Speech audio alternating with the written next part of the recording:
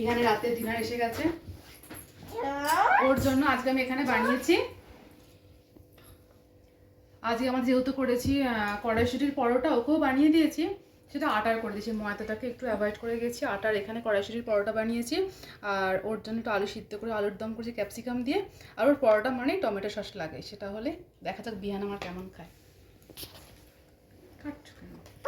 দেখাবে সস দিয়ে দিই কেমন হয়েছে বলে।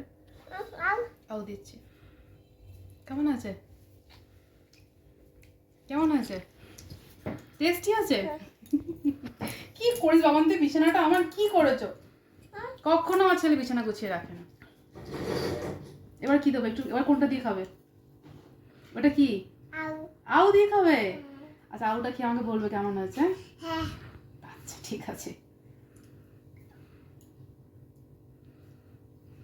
এবার বলো তো কেমন হয়েছে। ওটাও বাও হয়েছে। চলো ওকে তাহলে খাইয়ে নি।